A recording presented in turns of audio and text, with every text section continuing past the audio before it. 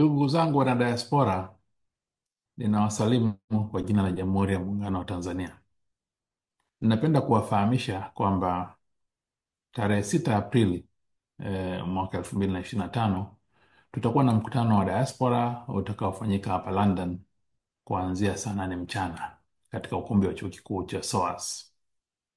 Kwenye mkutano huo kutakuwa na matukio mbalimbali ikiwemo wasilisho la mada kutoka kwa wadau ambao wapo Tanzania na watakuja hapa London mahususi kwa ajili ya kukutana nanyi. Mada hizo ni pamoja na fursa za uwekezaji katika amana na hisa mbalimbali.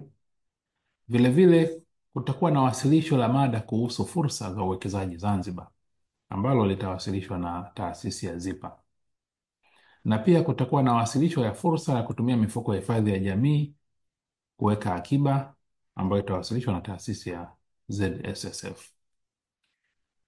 Pamoja na hayo, pia kutakuwa na wasilisho la fursa za kuwekeza kwenye makazi ya ujenzi wa nyumba ambalo litawasilishwa na taasisi ya Zanzibar Housing Corporation. Mbali na hayo, kutakuwa na mijadala ambayo itazungumzia uwekezaji katika sukuk. Hii ni namna mpya ya uwekezaji ambayo itawasilishwa kwenu na mtaelezwa namna gani mnaweza wanadiaspora kuwekeza katika mpango huu wa sukuk. Ndugu zangu wana diaspora, mbali na wasilisho ya mada hizo, tutapata fursa hadimu ya kukutana na Rais wa Zanzibar na Mwenyekiti wa Baraza la Mapinduzi, Mheshimiwa Dr. Hussein Mwinyi, ambaye atakuwa ziarani hapa nchini Uingereza katika kipindi hicho. Tunamshukuru Mheshimiwa Rais ameridhia kukutana nanyi wana diaspora katika siku hiyo.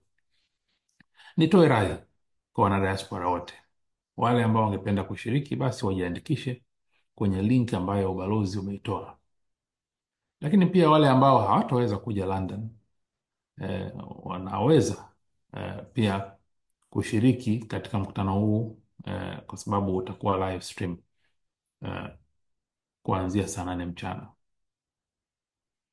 Nitoe rai kwa wale ambao wamejiandikisha na wanapanga kuhudhuria, basi wafike mapema saa 7:30 pale kwenye chuo kikuu cha SOAS ili waweze kufanya registration na hatimaye kuanza ratiba yetu saa 8 kamili bila kuchelewa. Nawatakieni siku njema.